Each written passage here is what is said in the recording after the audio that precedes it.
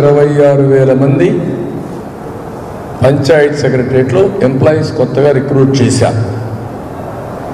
నేనున్నప్పుడు village assistant officers లేకుంటే వీళ్ళు ఉండేవాడు, అడ్మినిస్ట్రేటివ్ ఆఫీసర్ ఒక పంచాయతీ తరఫున, రెవెన్యూ తరఫున ఒక ఉండేవాడు. వాళ్ళ ద్వారానే సమర్థవంతంగా పెన్షన్లు డిస్ట్రిబ్యూట్ చేశాం. ఈరోజు 2 లక్షల మందిని వాలంటీర్స్ని పెట్టి 1,25,000 మందిని విలేజ్ సెక్రటరియట్ పెడితే ఆ 1,26,000 మంది ఒక్కొక్కరు 45 నుంచి 50 పెన్షన్లు ఇవ్వగలిగితే ఎన్ని రోజులు పడుతుందండి? ఇది ఆ ఊర్లో ఉండేవాడు 50 మందికి ఇవ్వడానికి ఎన్ని రోజులు పడుతుంది? సంవత్సరం పడుతుందా? మార్నింగ్ అండ్ ఈవినింగ్ అయిపోదు. ఎందుకు చేయలేదు?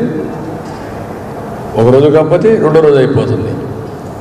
అలాంటిది చేయకుండా నేను చీఫ్ సెక్రటరీకి ఫోన్ చేసి చెప్పాను, ఎలక్షన్ కమిషన్కి ఫోన్ చేసి చెప్పాను, మీరు తప్పు చేస్తున్నారు, ఎగ్జిస్టింగ్ సిస్టమ్ ఉంది, ఈ ప్రభుత్వం కావాలని పేదవాళ్ళని ఇబ్బంది పెట్టే కార్యక్రమం చేస్తున్నారు, ముసలి వాళ్ళని, అందులో కూడా అనారోగ్యం ఉండేవాళ్ళని వీళ్ళంతా కలిసి సచివాలయానికి రమ్మంటున్నారు, ఇది మంచిది కాదంటే చాలా స్పష్టం కాదని చెప్పింది.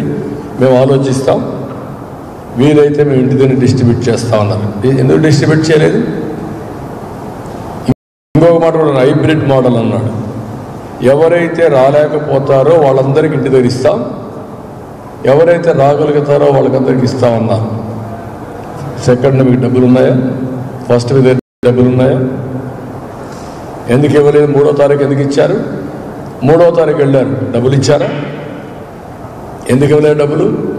అంటే ఎప్పుడు ఇచ్చారు? 3వ తారీఖు ఈవినింగ్ డబ్బులు వేశారు. 3వ తారీఖు ఈవినింగ్ ఇస్తే నిన్న ఈవినింగ్కి 86% తీసుకున్నారు. ముందు 2 రోజులు ఏం చేశారు? రమ్మనడం, వెళ్ళడం, మంచాల్లో తీసుకురావడం, పేషెంట్ని వీల్ చైర్లో తీసుకురావడం. ఇది రాజకీయ విన్యాసాలు కాకపోతే ఏంటి? వాళ్ళు బాధపడితే చూసి పైశాచిక ఆనందం పొందడం కాదంటే ఏంటిది? అంటే ఈ ముఖ్యమంత్రి ఒక సైకో. ఆ నేచర్ ఉండేవాడు ఎవడిని కష్టపడినా, ఎవరు చనిపోయినా వీళ్ళకి లెక్కలేదు. వాళ్ళు చనిపోతే వీళ్ళు ఆనందపడతారు.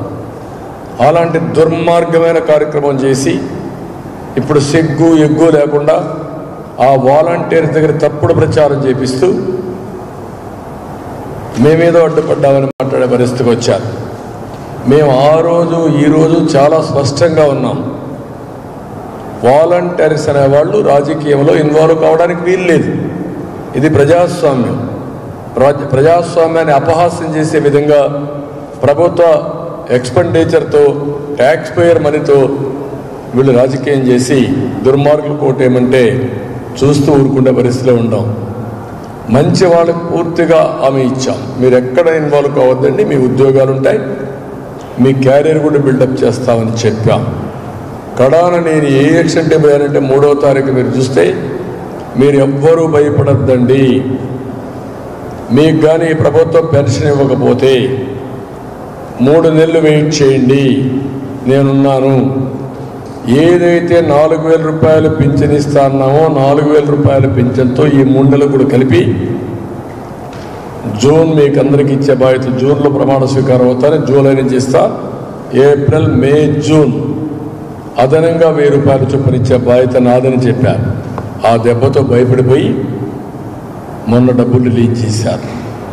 డబ్బులు రిలీజ్ చేశారు, కానీ ఎక్కడైతే వీళ్ళు చెప్పారో సీరియస్గా అనారోగ్యంగా ఉండేవాళ్ళని, నడవలేని వాళ్ళని, వాళ్ళందరినీ ఇంట్లో దగ్గర ఇస్తూ ఉన్నారు. అది ఇవ్వకుండా ఇబ్బందులు పెట్టి కొంతమంది చనిపోయేట్టుగా చేసి శవ రాజకీయాలు చేసిన పార్టీ ఈ పార్టీ. వీళ్ళ డిఎన్ఏలో ఉంది శవ రాజకీయాలు చేయడం, అలవాటు అయిపోయింది ఈ పార్టీకి.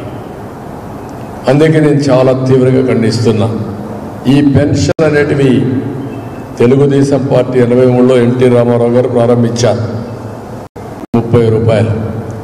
95లోనే మళ్ళీ ముఖ్యమంత్రి అయిన తర్వాత 30 రూపాయలు 75 రూపాయలు చేశారు.